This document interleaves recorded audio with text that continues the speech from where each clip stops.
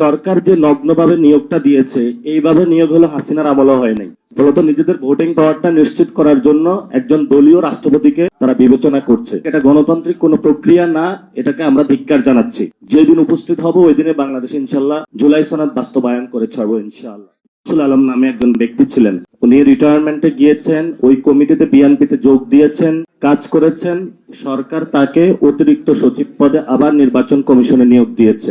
নির্বাচন কমিশন একটি সাংবিধানিক প্রতিষ্ঠান, এটাতে নিরপেক্ষতা বজায় রাখতে হয়।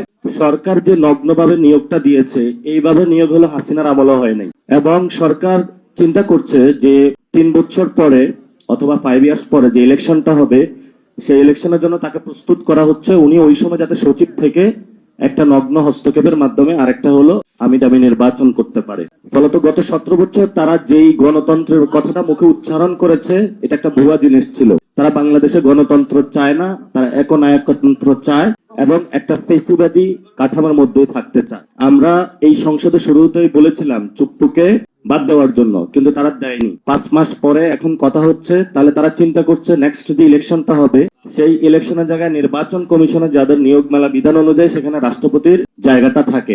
আবার যদি আমরা আমাদের জুলাই সনদ বাস্তবায়ন হয়, সেখানেও রাষ্ট্রপতির হলে ভোটিং পাওয়ার আছে। মূলত নিজেদের ভোটিং পাওয়ারটা নিশ্চিত করার জন্য একজন দলীয় রাষ্ট্রপতিকে তারা বিবেচনা করছে, বা রাষ্ট্রপতি বাংলাদেশে দলীয় হওয়া উচিত না। যদি সরকার এভাবে দলীয় রাষ্ট্রপতি নিয়োগ দিতে থাকে, যেভাবে হলো শেখ হাসিনা ছাত্রলীগের একটা ছোট্ট ক্যাডারকে ধরে আনি নিয়েছিল, বিএনপিও একই পথে যাচ্ছে, তাহলে যে রাষ্ট্রপতির যে পদটা হেড অফ দ্য স্টেট, এটা কলঙ্কিত করা হচ্ছে। যদি এই কলঙ্কজনক অধ্যায় চলতে থাকে, আমরা একটা সময় দাবি তুলব যে রাষ্ট্রপতি হলো ডিরেক্ট ভোটিং এর মাধ্যমে হতে হবে। রাষ্ট্রপতি কোনো দলীয় ব্যক্তি হইতে পারবে না, রাষ্ট্রপতি কোনো গরিব পরিবারের হইতে পারবে না। আপনার সংবিধান যে সিস্টেম, সেটা অনুযায়ী রাষ্ট্রপতি নিয়োগটা পার্লামেন্টে যারা আছেন তারা নিয়োগ করবেন, কিন্তু রাষ্ট্রপতি হলো প্রধানমন্ত্রীর পরামর্শ নিয়ে চলবেন। এখন আমরা দুইটা বক্তব্য পেয়েছি।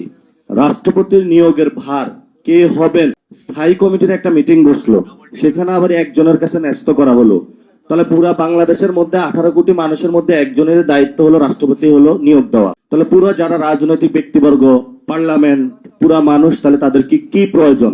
ফলত এটা আনডেমোক্রেটিক, এটা গণতান্ত্রিক কোন প্রক্রিয়া না, এটাকে আমরা ধিক্কার জানাচ্ছি। জুলাই সনদ বিএনপিকে বাস্তবায়ন করতে হবে। বিএনপি যতই কথা বলুক না কেন, এটা বাস্তবায়ন করব না, সেই পথ আমরা বিএনপিকে দিব না। তারা সংশোধন কমিটি বানিয়েছে, বিরোধী দলকে ধন্যবাদ যে তারা সেটাতে অংশগ্রহণ করে না, এটা ঐতিহাসিক রাজনৈতিক সিদ্ধান্ত নিয়েছে। এবং যেহেতু এটা সংসদে হয় নাই, তারা সংশোধনী কমিটি বানিয়েছে, ফলত আমাদের এই লড়াইটা এখন রাজপথে চলে এসেছে। রাজপথে ইনশাল্লাহ আমরা সংসদের সামনে উপস্থিত হব।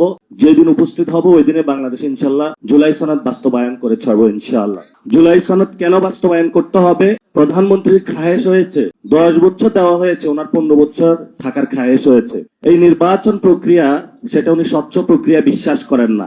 আমরা বলেছিলাম যে গত 17 বছরে শুধু বিএনপি অথবা জামাতের নেতাকর্মী হওয়ার কারণে কেউ বিচারালয়ে গিয়ে বিচার পায়নি।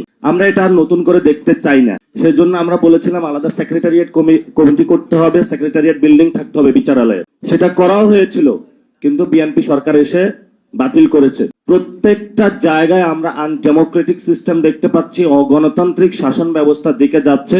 ফলত এই সরকারকে জুলাই সনদ বাস্তবায়ন করতে বাধ্য করতে হবে।